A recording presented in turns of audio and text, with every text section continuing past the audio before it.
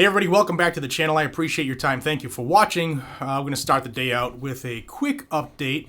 The Rare Breed Triggers versus Big Daddy Unlimited case is over. Yesterday, they announced a confidential agreement in which they must have come to a cash settlement that is being kept private for obvious reasons. And the documents came out and listed a whole bunch of things that they agreed to. I did see that Reno did a great job on the video as well. So I'm going to show you the documents and as well as the joint motion for the entry of the consent judgment and permanent injunction. And it's over. So Rare Breed won. The first page here just shows the lawsuit that we are well aware of. And on page 2, there's a section that starts a whole bunch of things that you can see in the second paragraph. The parties advise the court that they hereby stipulate and agree to the following.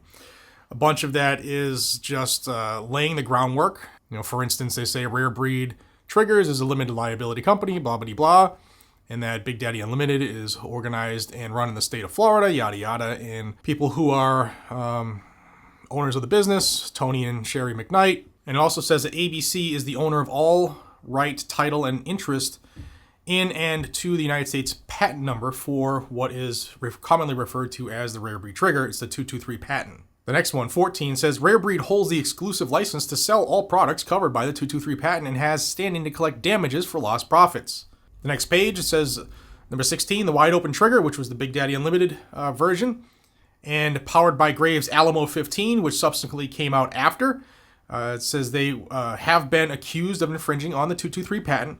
And 17, the parties intend that the issues of infringement, validity, and enforceability are hereby finally concluded and disposed of, and that this consent judgment and permanent injunction bars the defendants from contending in this action or any other proceeding that the claims of the 223 patent are invalid, unenforceable, or not infringed.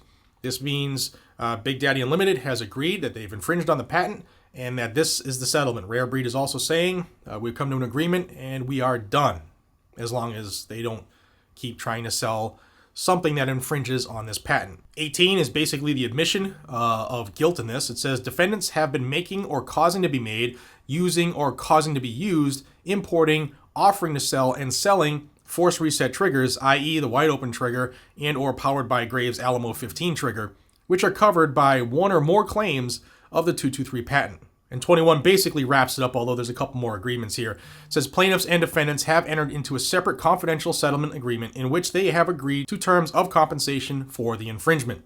And then the next document filed by the court, it's the joint motion for entry of consent judgment and permanent injunction. And quite simply, it says, pursuant to the fully executed confidential settlement agreement amongst all parties resolving all claims and counterclaims at issue, the parties, through their respective undersigned counsel of record, hereby stipulate and agree to entry of a consent judgment and permanent injunction, and in support thereof state as follows. 1.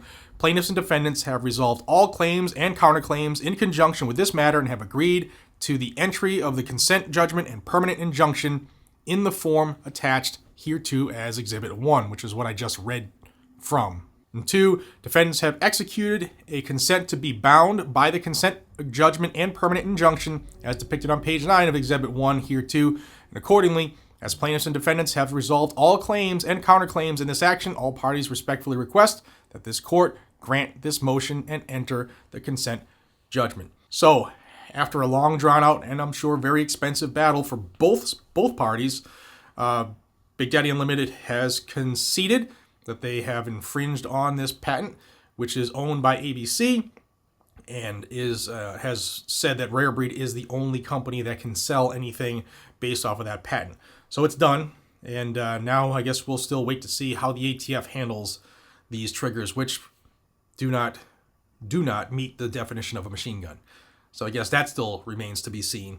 But that's the early news. It actually came out yesterday. It's the early news for me today, because I was out in Boston with my buddy Michael Singleton yesterday, and it was pretty cool hanging around with him while he was up, speaking at some areas and doing what he does. Let me know what y'all think down below, and I will say that when I started last night's video and said this is going to ruffle some feathers, boy, did it.